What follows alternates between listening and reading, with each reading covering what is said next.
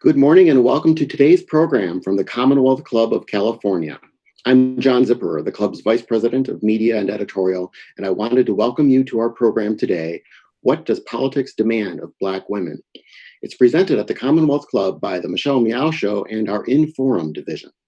Now, this is just the latest program that the club has presented online since we all began sheltering in place. And like today's, the vast majority of these programs are presented to you free. So therefore, we certainly welcome any donations you care to send to the club to help support the production of this and other programs. Now, you can join us for more online programs. We've got a busy schedule of upcoming events, and we're adding more every day. So just go to commonwealthclub.org/online to see our lineup and to register. Now, it is my pleasure to introduce our moderator for today, Carolyn Weisinger. She is the host of the C-Dub Show and is the president of the board of San Francisco Pride. Carolyn? Thank you so much, John, and thank you all to the Commonwealth Club for letting the C-Dub Show take over the Commonwealth Club once again. I am so excited for today's panel, and I want to give a warning. I always give Commonwealth Club viewers a warning that this is the Commonwealth Club, but this is the C-Dub Show. I am not responsible for any of the shenanigans that happen today on this show, and I have an incredible panel of women who I adore, and I thank you all for being here. I know that Kimberly and Latifah know me very well. Mayor Breed, you only know me a little bit, but you know a little bit about how silly this can get, so I thank you for being here as well. And I want to jump right into the conversation. This conversation was actually started or inspired by an article on the New York Times about Senator Kamala Harris's run for U.S. president and the end of her campaign. And it really brought up the question about the electability of Black women. So supposedly, or from the article, it says the California senator's decision to exit the race before the first round of voting has sparked an emotional reckoning as the small sorority of prominent elected Black female officials, strategists, and candidates find themselves grappling with what happened. And as the three of you know, my life is going to change exponentially sometime in the next 2 weeks. And so I'm going to take this opportunity to pick your brain about, what that means and what that looks like. So I'm going to ask each of you first, starting with Mayor Breed, when was the first time you saw yourself in politics? Well, I think it had a lot to do with seeing Kamala Harris get elected district attorney of San Francisco. I think I saw women before that. My first opportunity to visit an African-American woman who was an elected official was Willie B. Kennedy when she was on the Board of Supervisors. I was in high school. I interviewed her, and it was like, wow, this is a Black woman. It was unbelievable, but I still never saw myself in that sort of position, especially because I was living in poverty. I didn't think someone like me could have an opportunity like this. And seeing someone like Kamala step out on faith and run for district attorney in San Francisco and win was really unbelievable. And at that point, it wasn't as if I thought I was going to run for office.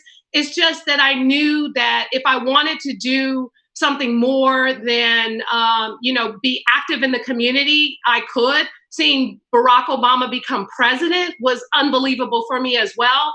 And I think those two things really sparked a fire in me to step out on faith and to know that if I put myself out there, despite the challenges that may come my way, because I saw all the challenges they dealt with, that, if they can do it, maybe I can do it too. And that's really what pushed me into this role. Okay, and I know, Latifah, I know you and Mayor Breed grew up close together here in San Francisco. I am not from San Francisco. I am from the city of Richmond, but we are all Bay Area girls, and so we share a similar narrative. And Latifah, you currently serve as the president of the board of the directors for BART. What was the first time that you saw yourself in politics? Oh, Latifah, we can't hear you. You're on mute, Latifah. I'm literally doing what I told my mother never to do if she's on Zoom, unmute herself. When London decided to run for Board of Supervisors, I was like, what? And then when she won, I was like, what? This audacity of Black women to stay in their moral character and do what we do best to lead. When Barbara Lee rose up in the House to vote against an unjustified war and seeing the world look at her moral character and leadership. And similar to what the mayor said, when Kamala Harris decided that Black women should absolutely be centered in the conversation around safety and that she should, in fact, lead that space, it was amazing. But a couple of other things in this moment, which I think we're all examining, the nation is burning. When we think of women like elected and non-elected, like Fannie Lou Hamer or Constance Baker Motley or Anita Hill, she wasn't elected, but she changed the body politic of how Black women's leadership should feel. It's honest and clear. Folks like Ella Baker, who many people didn't know who she was, but what she said is so true still now. Until the killing of Black men is important as the killing of white mother sons. We who believe in freedom cannot rest. It's all of those women who make it so clear that Black women's leadership in the politic of this country, if we believe in democracy, is central to its moral base and moral future. And it's amazing to actually have a mayor of one of the biggest and most important cities in the country, in the world, be a young Black girl who rode the bus every single day and went to public schools and who was raised by her grandmother. She is, as many of you are, changing the face of what politics looks like. And it's an honor to be here today. All right. And Kimberly, you are the former executive director of Emerge, which we are going to get to in just a little bit. You're not from the Bay Area, but we have accepted you in Richmond. We still love you. So what initially, when was the first time you saw yourself in politics? Yeah. Well, I love hearing the stories of a Mayor London Breed and a President Lateefah Simon and Congresswoman Barbara Lee, because they inspire so many people and women like myself. And unfortunately, I didn't have the incredible honor, like Mayor Breed and President Simon, to see up close and personal these women, these Black women role models, run for and win elected office. I had to find my inspiration in a book. And literally, quite frankly, third grade was the time that I happened upon an incredible, trailblazing, I think way ahead of her time woman by the name of Shirley Chisholm.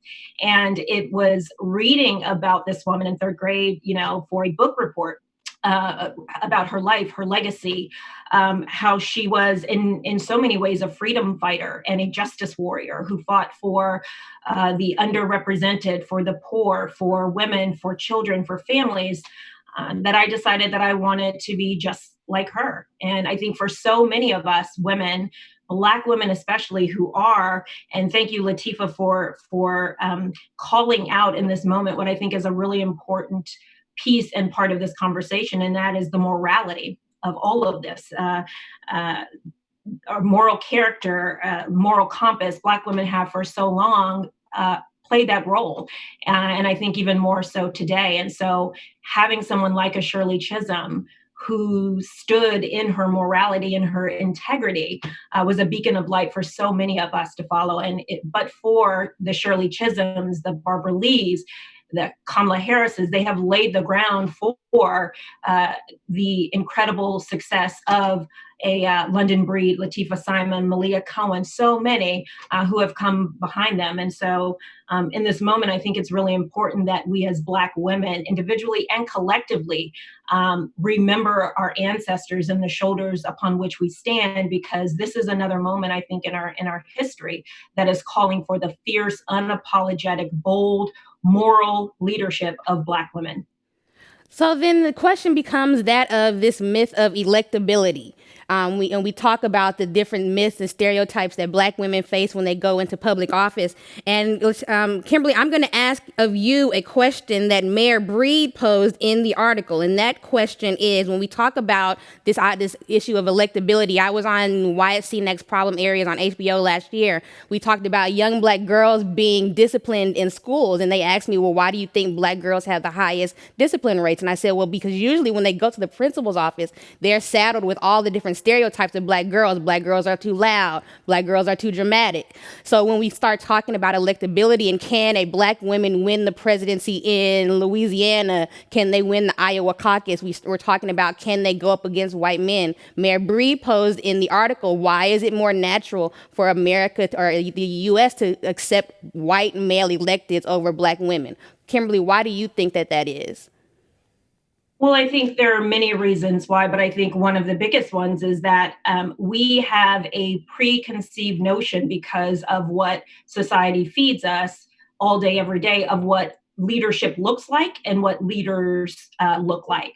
And so when we talk about the electability of Black women, I think that we need to expand that and understand that the electability, really, quite frankly, of anyone who is other than a white, Anglo-Saxon, Protestant, taller than average, male presenting individual will have a harder time being seen as electable, being seen as credible, being seen as viable. And so I think really what we need to talk about is this concept of what leaders look like.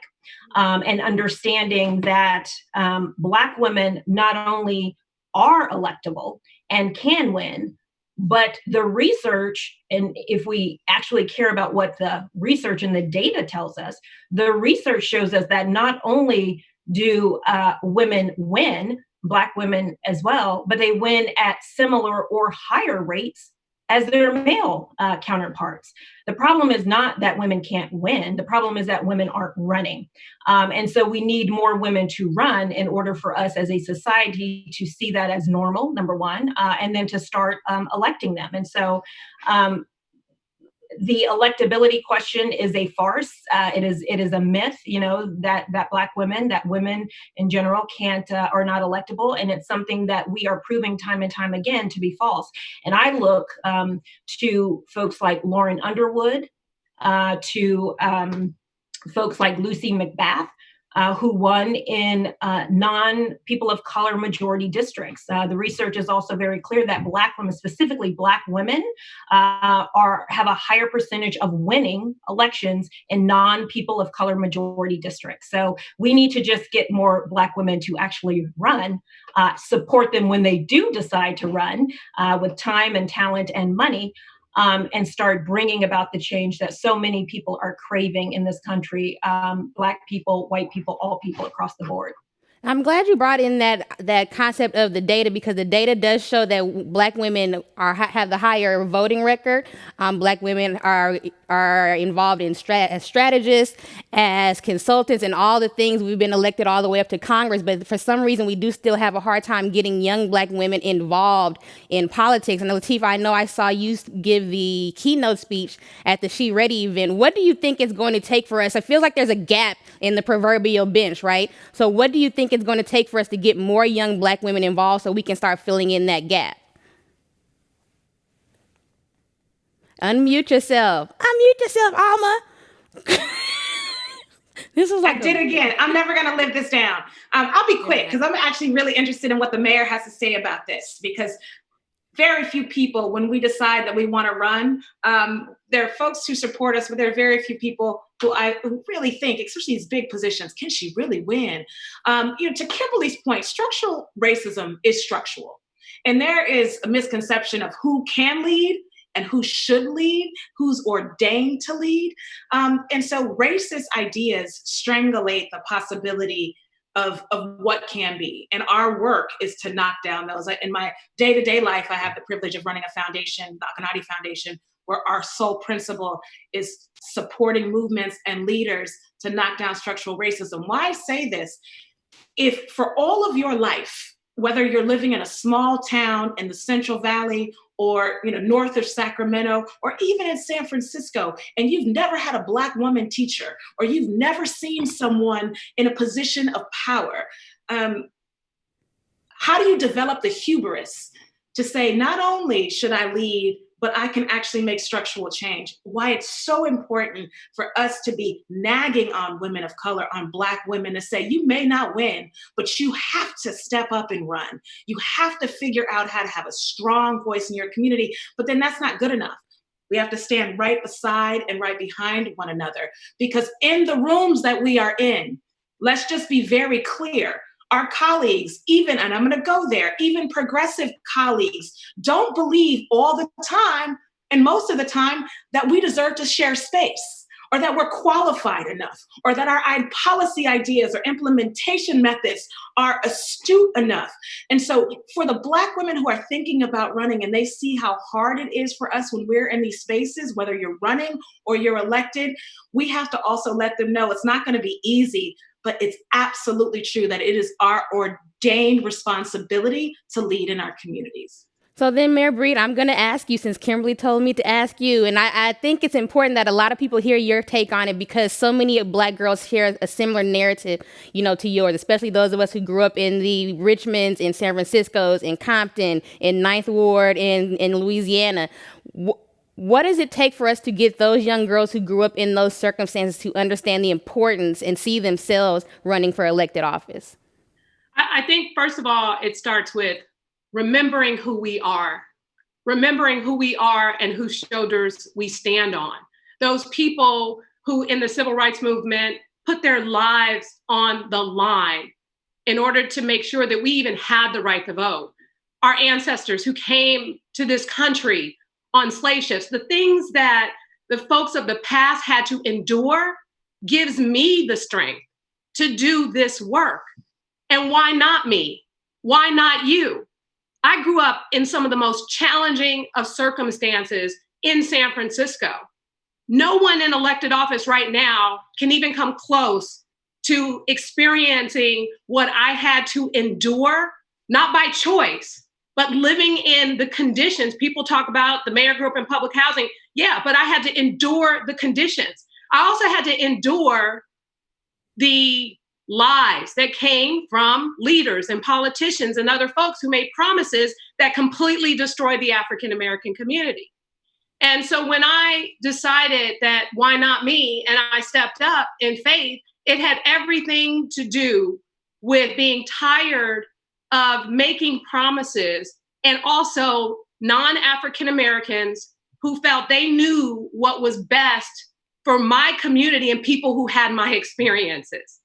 And so the problem we have here in the world of politics is sometimes the truth hurts. And also what has happened in the past is not something we should continue to repeat in terms of how we make decisions. You may not like the decisions that I make, but what I will not do is exactly what I couldn't stand other leaders and politicians for doing. And that's why it's so important. Latifah was an activist, and I was so excited when she said, I'm going to run. I'm like, yes.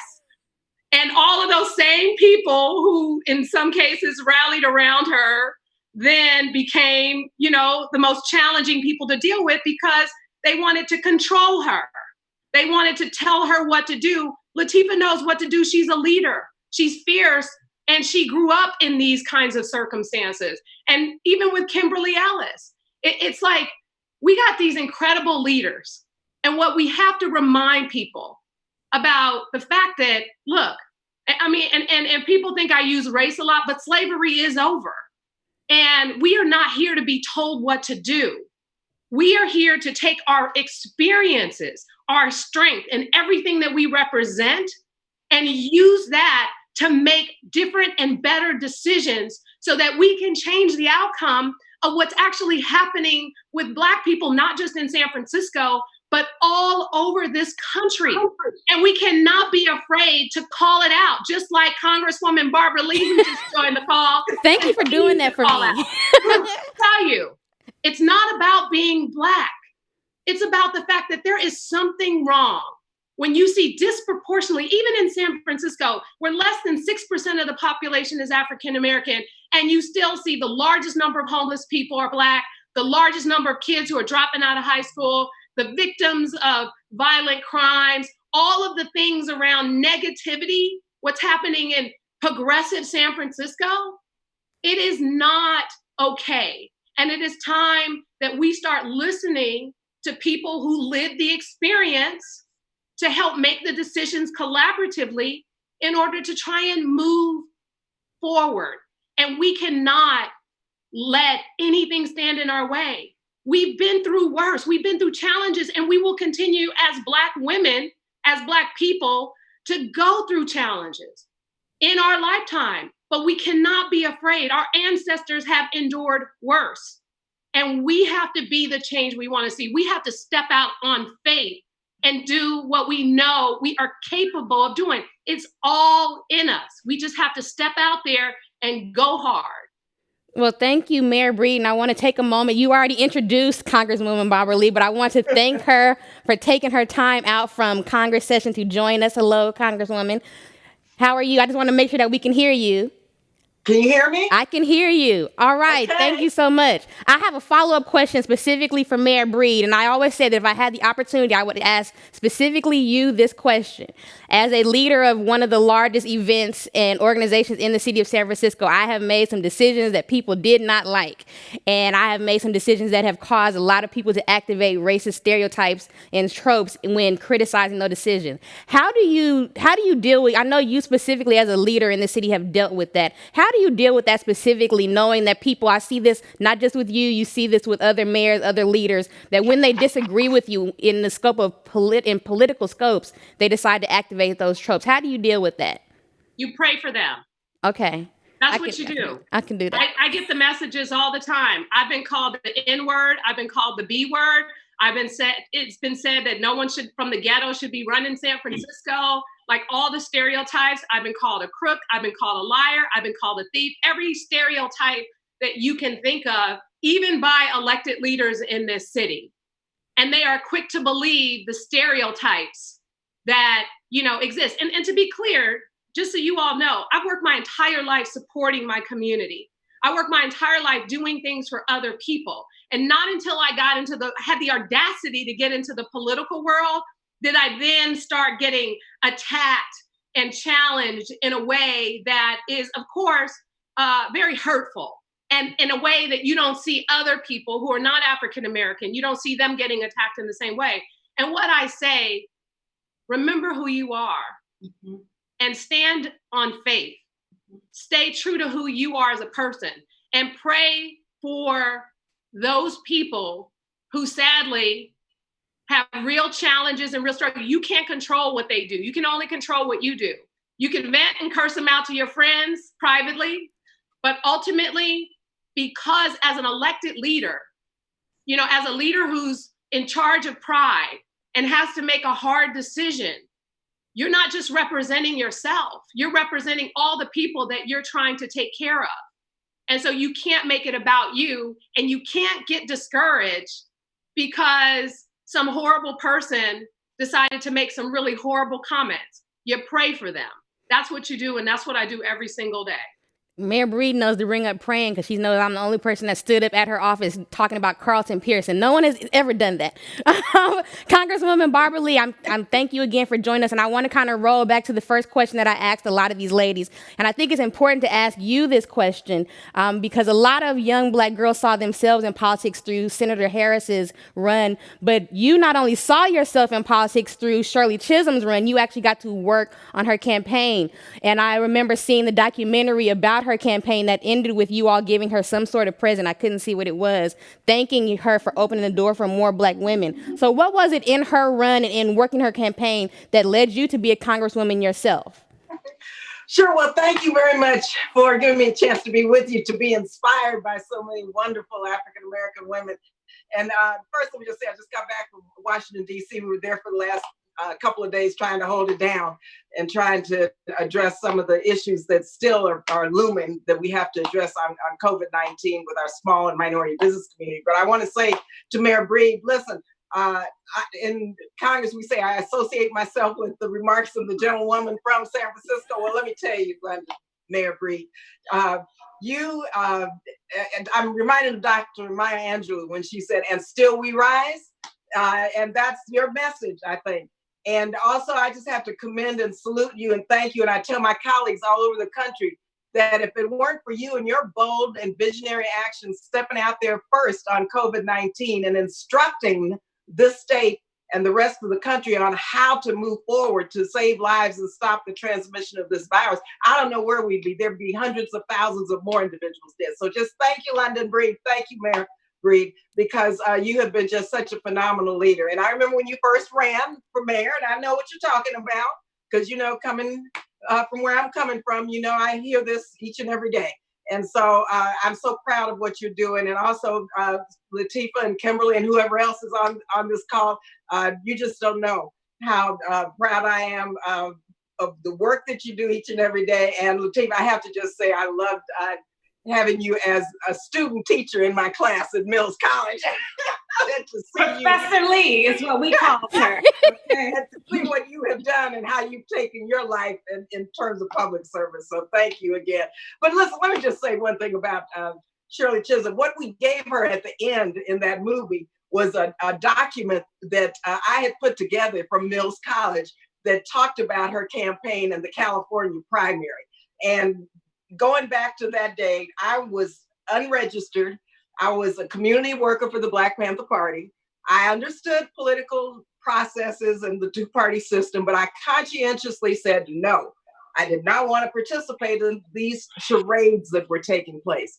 And so I had a class, and so I was working with the Panther Party as a community worker at survival rallies, doing the work, helping put the school together, working on the clinic, working on the free breakfast program. I was an activist and a student. I was a young single mother on public assistance, on food stamps, raising two phenomenal young boys coming out of a terrible domestic violence situation. So, all the stuff that Black women deal with, well, I was dealing with all that too. But I was determined that it wasn't going to get me down. So I went back to college and had a class in government, Dr. Fran Mullins. And part of her, and I've only had, mind you, one class in government in my life. Her requirement in that course was to do field work in one of the presidential campaigns. Well, then it was McGovern, Muskie, Humphrey, all those guys. And I said, flunk me. I've never flunked a class in my life, but there's no way you're going to get me involved in working in one of these guys' campaigns who are not speaking to the issues of Black women and Black people. So later for you. So I was going to flunk it. I was very comfortable in flunking that class. But at the same time, I was president of Black Student Union. And as president of Black Student Union, I had a little budget. And I had a little budget for a speakers bureau. So I invited the first African-American woman elected to Congress to come to Mills to speak to the BSU. I had no idea she was running for president. So in her speech, she talked about she was running for president. Now, let me tell you, Shirley talked about, first she could speak, and a lot of people don't know this, fluent Spanish. She talked about immigrant rights. She talked about lifting people out of poverty. She was against the Vietnam War. A lot of people don't know, but she was one of the first board members of NARAL. Reproductive health was a big issue for her. And so this was a woman who was way ahead of her time and who spoke to the issues I cared about. I was shocked that there was anybody this bold to talk about these issues. So I went up to her afterwards and I talked to her and I said, and I'd met her before because I was the person who invited her. I said, I have this class I'm about to flunk in government. It's a great class, but they require us to work in a campaign and I'm not gonna do that. And I said, but after listening to you, I might reconsider that. And she took me to task. She said, well, first thing, you better register to vote. I said, nah, not me. I'm an activist. I get those people can vote, not me. I want to change the system from the outside, and that's not about voting. I said, I just want to pass this class. She said, I changed my mind about this class. So she said, no, if you really want to shake things up, if you want to change the system, you've got to get in the mix. You've got to get on the inside. You've got to register to vote, and you've got to make that change happen. And she told me, she said, these rules weren't made for you. They weren't made for me. These laws weren't passed with Black women in mind. She said, so you've got to get in and not only shake things up, but you got to go in and you can't get in to go along to get along, but you got to change the rules of the game. Now, I had no idea I would ever want to run for office. She was trying to convince me I should get involved in her campaign and pass my class.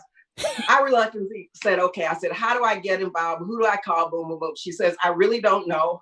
I'm leaving it up to my local supporters to do the campaign. It's a grassroots campaign and we don't have a national effort.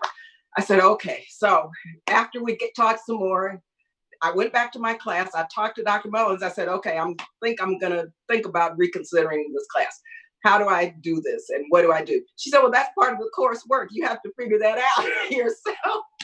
So I called Sandra Swanson, who was student body president of Laney College.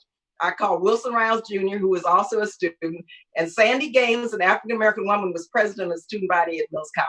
Bottom line, we got together. We organized the Shirley Chisholm presidential primary campaign in Northern California, out of my class at Mills College. I got an A in the class, and I was going to flunk. And I went on to Miami as a Shirley Chisholm delegate. And so the rest is history. And so what you saw in that film was my presenting her the documentation of her campaign in California. And she was so happy to receive that because no one was really keeping records or anything. So I still have that. And she wrote about her California campaign in chapter 6 of The Good Fight. And so that's my story as it relates to Shirley Chisholm. Then she became a close friend, a mentor. She came out here several times. I don't know, Latifah, if you met her when she came, but she came when I was running for the Assembly, for Senate, and for Congress. So she's been out here many times helping me out. And she became a dear friend, a mentor. I miss her. I've done a stamp in her honor. We've done a picture, and I did this in the Capitol. If you haven't seen that, you got to go to the Capitol, because when Nancy was Speaker before, that was my first little mission, was to get Shirley Chisholm in the Capitol. So I do everything I can do to preserve her legacy, because she truly was a woman ahead of her time, but a woman whose time has come, and whose time has come to really understand and learn from and lift up and really help young people understand who she was and who she is in terms of her spirit, her legacy, and her work. Okay, and I want to say we're at the top of the hour, and I know Mayor Breed, you have to go in a little bit. So anyone who's asking, why am I asking Mayor Breed with continuous questions, she has to go out and continue saving us all from the Rona. Speaking of the Rona, okay, clearly we are all recording this via Zoom. There's no audience here because we're going through an unprecedented health challenge here, and not just in California, but all over the world. And when Black people go through an unprecedented challenge, what do? We create memes and GIFs and viral videos. And anyone who knows me knows that I am both a consumer, a distributor, and sometimes a creator of these GIFs and videos. But my favorite that I've seen across my timeline has been this one. This has been my favorite meme that has come across. And before I ask you the question, someone asked me when it came across my timeline, excuse me, they said, Carolyn, you must caption this. And so I created the following caption. Mayor Lightfoot says, if you think you're going outside, I'm going to knock you into next week. Mayor Bottom says, go on outside, try me and see what happens. Mayor Cantrell, try Jesus, but don't try me. And then Mayor Breed, oh, so you think you're just going to go outside when I said not to? Ha, I want to see you try. So, but this is something that we do as members of the culture. The way that we actually critically contextualize things is we create these things that give us both humor as well as serious content. So, Mayor Breed, we have seen during this unprecedented health crisis that so many Black women that we may not have even noticed, we had so many running so many large cities in so many important positions across the U.S. Do you feel, as a Black woman, we say that Black women are the mothers of society, do you feel that there's an extra pressure for you to take care of everyone? By the way, my sister says she's in Louisiana. She lives in Texas. She's not going back to Texas until you tell her to, or she's getting sick of you telling her she can't go. So having said that, do you feel an extra pressure in this moment? Well, it's interesting because, like you all know how I grew up in public housing. There was a lot of drama, a lot of violence. I've seen it all. But the one thing that was always consistent is the arms and protection of my grandmother. So even in the midst of the drama, I knew if I could just make it home, Ms. Brown will protect me. Like, she will take care of me. I knew that I felt like she was the strongest person I ever knew. I saw her stand up to people who were violent and who were challenging. I have so many stories about, Ms. Brown making people that I was really afraid of because of what I saw them do to other people. I saw her stand up to them and protect people and feed people and always look out for people. So I felt I was strong because I had Ms. Brown. And I would complain. I'm like, Mama, why are we doing this? Why are we doing that? She would tell me she would say, shut up. But She would basically say, be quiet. That's what you do for people. That's what you do. Like, you feed people, you take care of the community. That's your responsibility. And she really was the mother of the community, because she never, I mean, we didn't have much, but if somebody needed to borrow $1, she didn't have much, but if somebody needed some food, she also, there was no in between. It was like right is right and wrong is wrong. You know, she didn't mess around with that stuff when she saw somebody doing wrong. And so I think that part of, you know, who I have become had a lot to do with Ms. Brown, because when I started running the African American Art and Culture Complex in the Fillmore, I all of a sudden became the mother of all the kids there. So I was like this strict disciplinarian. Pick that up, go clean that up, do this for me, run to the store, you know, like all these things that my grandmother did. And I think that part of that comes from a lot of our upbringing. And so now in San Francisco, what I'm finding is, you know, people are, and in the conversations that I've had with people, people appreciate it. And they say to me, I feel like you're the mother of the city. I feel like you're protecting me. Like I feel safe. And I really am a little overwhelmed by that, because I also realize that I'm projecting my grandmother in every decision that I make, because it really is about protecting and saving lives. And as much as, you know, I hated the discipline, I feel like now the disciplinarian, put that mask on, or, you know, hold on, get out of that circle. Like I've been outside a little bit too. And I've been telling people, hey, hold on, you know, and so I'm like, I become Miss Brown basically. And I think that, you know, it comes from our culture. It's our nature to be motherly, whether we are mothers or not. It's our nature to protect and to support. And that's why I think Black women make such incredible leaders, because at times such as these, this is when you need that. This is when you need to know that you're safe, that you're protected, that the person who is in charge is going to make sure everything is okay. And I really take a lot of gratitude in knowing that, as hard as these decisions are, because they are hard decisions, when I think about people's livelihood and I look at the balance of everything going on, not just in San Francisco, but the rest of the country, I know that it is so important that people feel a sense of safety and security despite the chaos that's happening. And so I'm really glad to be in a position like this at this time. I want to go outside myself and do more myself. So I'm right along with everyone else. I'm losing it just like everyone else. I'm worried about people not generating a paycheck and what's happening to them and their families, which is why I'm doing private fundraising through Give2SF to give people money for food and to pay rent and to help small businesses. So all of that has everything to do with, you know, the decisions that I'm making now. And I hope that it pays off. I know me and those other mayors that you see, Latoya Cantrell and Keisha Lance Bottoms and Lori Lightfoot, those are my sisters in this effort. And we communicate, we talk, we share information.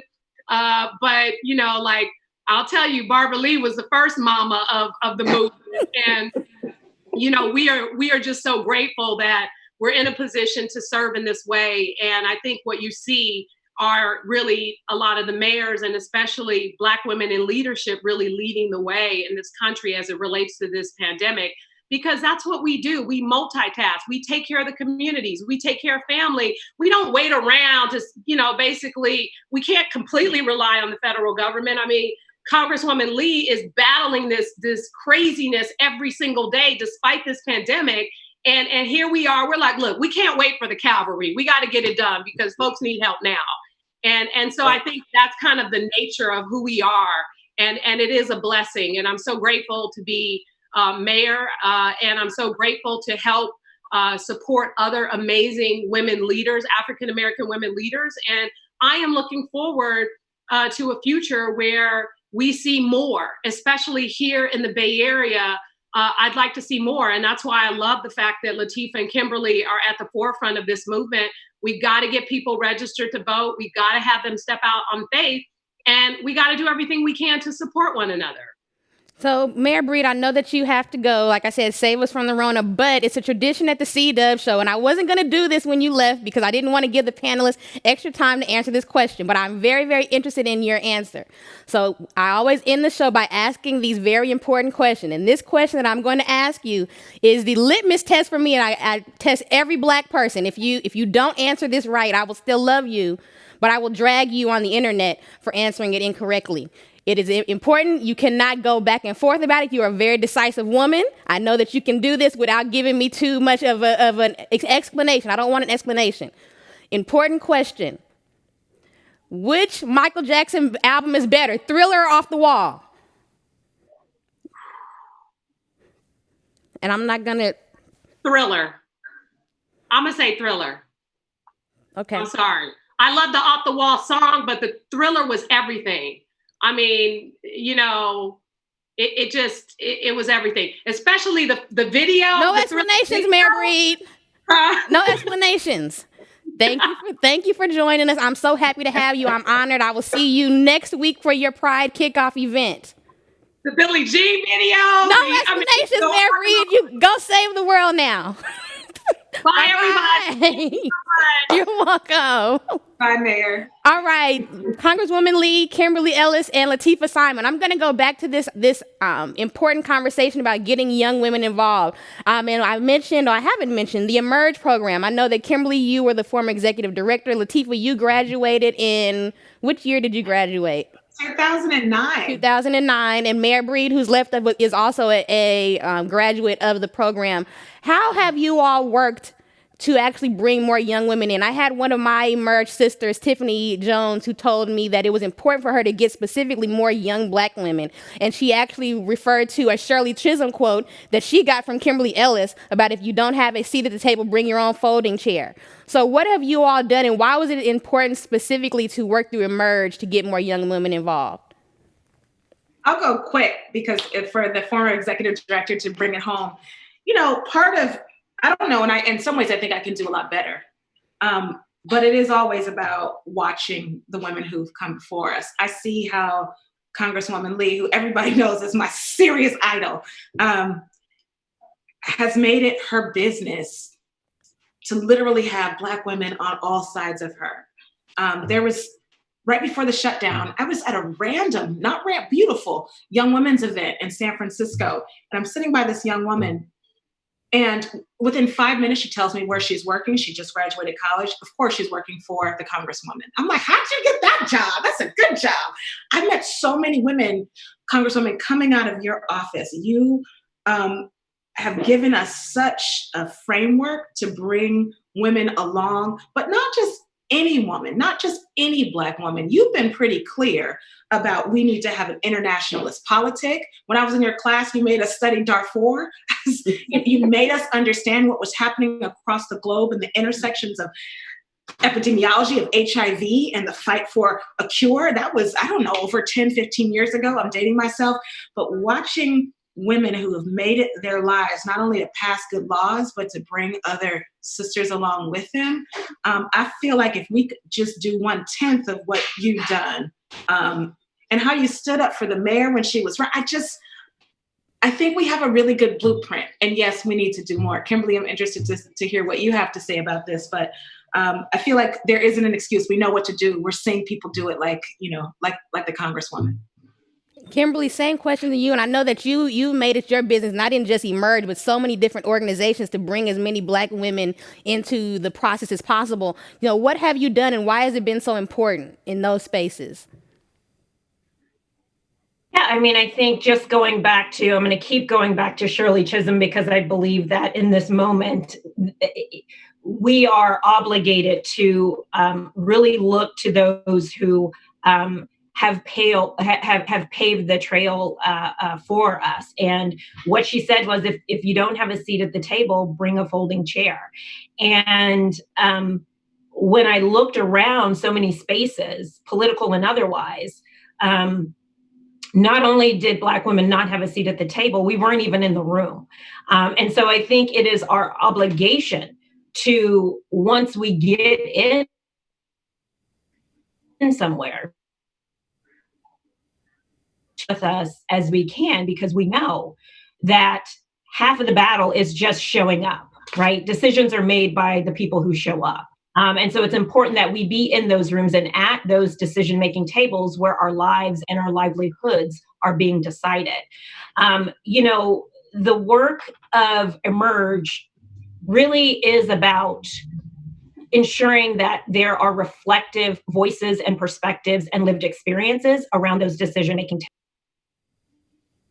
And so in many respects, it is an organization that's dedicated to getting more women elected, not just for the sake of getting more women elected, but because we know, based on research, that when you have more women of color, Black women seated at those decision-making tables, what you get on the other side is policy and legislation that is more fair, more equitable, and more just for the entire community. And so when I became the executive director of Emerge California, I was dedicated to ensuring that the women who were coming through the program, who were being recruited to go through the program, looked like California. I think oftentimes we forget that California is a people of color majority state. The majority of people who live in the great state of California are people of color. And so when I came to Emerge, our diversity rate was about 39%. When I left Emerge, we were at 56% women of color. And the greatest increase in that amount was Black women. And that was very deliberate. It was a deliberate effort to reach out to and work with other organizations like BWAPA, down in Los Angeles, like LawPi, that were based in the African American community, and to ask Black women to get engaged and involved. Women, unfortunately, unlike men, have to be asked several times, on average about 7 times, before they will even consider running for office. So asking women to run for office, asking Black women to be a part of this is the first step. And so I made it my goal, my business, to go around and specifically ask women, and to ensure that I was always asking Black women everywhere I could go. That's important. And you talked a lot about building the bench. That is all about recruiting and women. Once they make that, we need to prioritize investing in Black women's leadership. And that starts, quite honestly, in my opinion, in middle school, right? Middle school and high school, college, investing in Black women's leadership so that they start to see themselves as leaders, and to understand that ambition is not a dirty word, that wanting to have power and to use power to do good and to help others is really what politics should be all about. And so Emerge is an incredible program. When I was looking at the lineup that you had put together, I noted that 4 out of 5 of the panelists are Emerge grads, yourself, Mayor Breed, President Simon, myself. I'm not just the former executive director, I also went through the program. And Congresswoman Barbara Lee was actually the very first graduation speaker for the very first Emerge class. So it is an incredible program that is really demystifying the process and helping to get women involved. And the last thing that I'll say, and I think this is a really important point, this was part of a question that you had posed in the lead up to this, and that is sort of, how do we get more Black women involved, young, Black girls and what have you. And I think a big part of that is really us as Black women understanding that it is an illusion for us to believe that we can go through life without being political, not engaging in politics, because just by virtue of being Black and female, our bodies are political, right? And so we need to understand that we can't escape this even if we wanted to. And so we need to learn, as the Congresswoman was saying, that Shirley Chisholm was telling her, we need to learn how we get into these systems and how we get a seat at the table, and then go about the business of changing the rules and changing the game to create a level playing field for everyone. Can I say something about Emerge very quickly? Yes, please. Okay. I know they emerged before Kimberly, first of all. Yes, I was the first graduation speaker for Emerge. And I came into the room and I said, wait a minute. And I did my speech, but after I said, hell no, I didn't see it maybe one or two African-American women. I said, no, this can't be the case. And so then comes Kimberly. and I mean, Emerge I really love Emerge and what it has presented and how it has moved forward. But I am telling you, it was a struggle at first. And when Kimberly got there, when finally the Emerge organizers really said, yes, we've got to make sure that African-American women are part of this process at the top levels, then Kimberly came along and she did exactly what she just said. And so when you look at the Emerge graduates who are African-American women, I mean, look at Latifah, Director Simon, when you look at, there's so many Black women who have soared as a result of going through the Emerge program. And so, I was so happy to be that first graduation speaker, but I was also very disappointed because I did not see Black women in that first graduation class. And so this is a testament to how we just have to push. And voila, look at what has happened. And this is just a testament again to Black women. And once Black women break through, however, then they take that ball, they take that baton and they run with it and they crack those glass ceilings for other Black women to just soar through. It is so true. Kimberly went to my first meeting when I decided to run with a consultant who I love so much, who I was going to ask for advice. And you sat with me and held my hand. And at the end of that conversation, it was A. Smith. He said, we'll take you on. And you have to run in 3 counties, but you could win. What district are you running for? I don't even think I knew that, but I had a merge of women around me. I got my treasurer from a lawyer that you referred me to, who was a consultant through Emerge. So I think it is, I had just lost my husband. I had absolutely no savings, horrific credit, had filed bankruptcy. Cancer will decimate families, even if you have health insurance. But I knew that if I had been through that and survived, that there was so much more that I could do. And y'all heard that. And it was Emerge women who really stood with me. And I don't want to, there's so many women who call us all the time asking advice. But even if you have the network, I will say running for office is the hardest thing that I have done. And I've done some hard things, mostly because, like all of you all, have spent all of your life helping people and loving on folks and fighting big fights. But when you decide to step out, why you need a circle of Black women and women around you, there will be people, and I'm curious if people did this to you early on, Congresswoman, who say, how dare you? How dare you? It's not your time.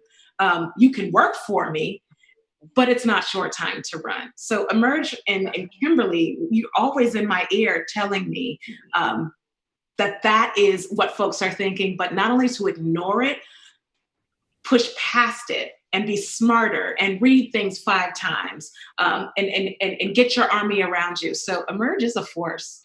Folks who've been in, folks who were in, folks who are leading now.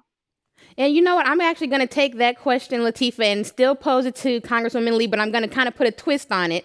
So I just finished watching the series Mrs. America on Hulu, which tells the story of so many of the women feminist leaders of the 70s, including Mother Shirley Chisholm. For a lot of folks, they did not know Shirley Chisholm's story before seeing that show. I actually show the documentary that I spoke of that you're in. I show it to my leadership class, and they were shocked to hear Shirley Chisholm's story. And it really was, a lot of that was about, I'll just have to call it out, like Latifah said, white women who told her it wasn't her time, that she didn't ask them for permission to run. So did you also, coming after Shirley Chisholm, did you face that as well? In a lot of ways, I still face it. When it comes to fundraising, it's like, oh, you don't need any money. You have a safe seat. Look at the financial records of other members who have safe seats who are not Black. They raise 10 times more money. So yeah, it was always like that. And when I first ran, this was in '89, mind you. There had never been an African-American woman elected to the California Assembly or Senate north of Los Angeles or Congress. So you can imagine what it was. And I was a chief of staff to the great warrior Ron Dellums, who was one of the feminists on Capitol Hill. I say he and Shirley Chisholm and maybe Perrin Mitchell, maybe 2 or 3 other members had women, Black women, chief of staff. So this started with me on Capitol Hill as a staffer when the culture of Capitol Hill was so sexist and racist. But Ron Dellums always stood up for me and always said, no, she will have a seat at the table because she's representing me. And so when I ran, of course, everyone knew that I had a business, 11 years, and was fairly successful business. And I also had been Ron's chief of staff and had done fundraising for him and what have you. But it was like, no way you should run for office. I mean, you've been behind the scenes. And I'm saying, yeah, you're right. Maybe I shouldn't, because I've worked for the best, the person who's the elected officials, Ron Dellums. But it was a couple of individuals who really encouraged me. It was John George, former supervisor John George, who took me out and 2 other Black women and said, it's time for you all to surface and to come from behind those scenes. And when LU decided to run for mayor, it was John George who said, you've got to run for the Assembly Barber. And he in essence made me do it. I hadn't even talked to Ron about it, but he saw something in me that I really did not even recognize. And so once I decided with John, it was really something, because the day right after he died was the day that I decided to run, because I had seen him 2 days before crossing the street. He said, you've got to run. And I was backing off. And so when he passed away, I said, okay. And so it was hard though, because then it was like, why are you running? You don't need to run for office, and you've never run before. And how are you going to raise money? They said, well, the first test was, well, see if you can raise $50,000 in 6 months. Okay, I raised $51,000 in 6 months. Then it was, well, you have another elected official running against you. How do you think you're going to win? Okay, well, watch me. I'm going to try. And so I didn't have a lot of endorsements. Ron endorsed me and helped me out tremendously, but very few other people endorsed me. But Shirley Chisholm did. And I still have pictures of Shirley coming out here, helping me do phone banking, walk precincts, doing events. Shirley did that in 89 and 90 and 96 and 98. And so, and then BWOPA and Black women helped me out. And we had to put together a coalition, because this is a progressive district. But Kimberly knows, Latifah knows, if you're a Black woman and progressive, it's like, you're not progressive enough, right? The question I so didn't get a chance to ask. You have to deal with the race issue, and you have to deal with the issue around proving that you're progressive. Black women are progressive by nature because of our history. And so, yeah, we had to work. Here I had 2 degrees of business, had worked for member of Congress for 11 years, and there were still questions about my, credentials to run. So you know what? I just did it like Black women do. We just do it.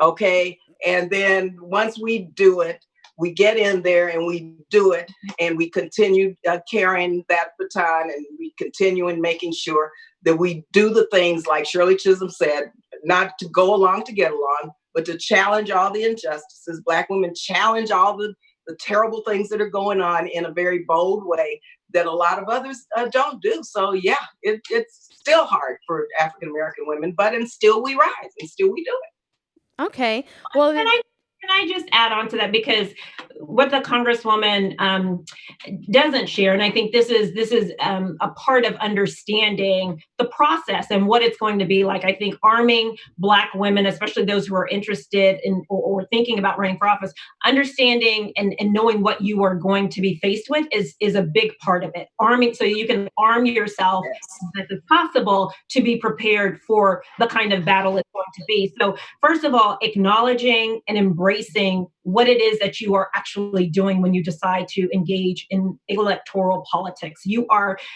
making a definitive statement that, yes, I am seeking power.